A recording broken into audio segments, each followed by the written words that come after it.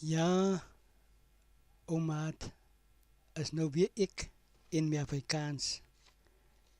Ja, Afrikaans was die taal toe ek my ma my oë oopmaak en my eerste woorde uit my ma se tong hoor, was dit Afrikaans.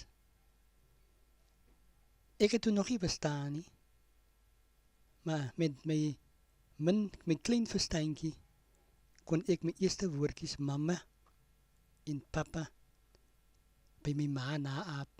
En vandag het ek geleer en ek waardeer die taal wat my ma my geleer het. Dit is jou taal, dit is my taal, dit is ons taal.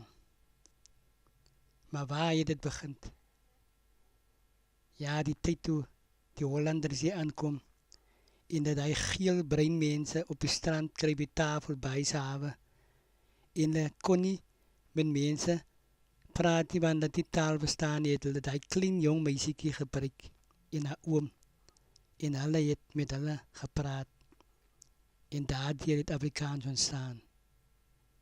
Hy is nou weer later vir ander byvoegsels gemaak dat hy is soos hy vandag is. En nou kan ons ook sê hy is 100 jaar of langer eindelijk, hy is al langer as 100 jaar oud. So Afrikaans is nie jou taal nie. Dit is ons taal. Want ons het begin met Afrikaans. En dit is lekker om Afrikaans te verstaan. Want Afrikaans is my taal. En jy kan sê Afrikaans is jou taal.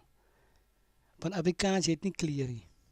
Hy is nie wit nie, hy is nie swart nie, hy is nie bruin nie, hy is nie geel nie.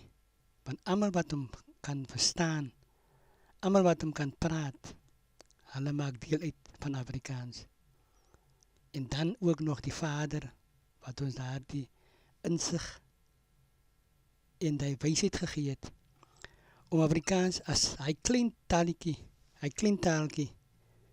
tot so groot wêreldwye taal te kan verander het. En vandag kan ons net trots wees as wederzijdse Afrikaners en mekaar kan ondersteun en respekteer, maar die belangrikste is Afrikaans.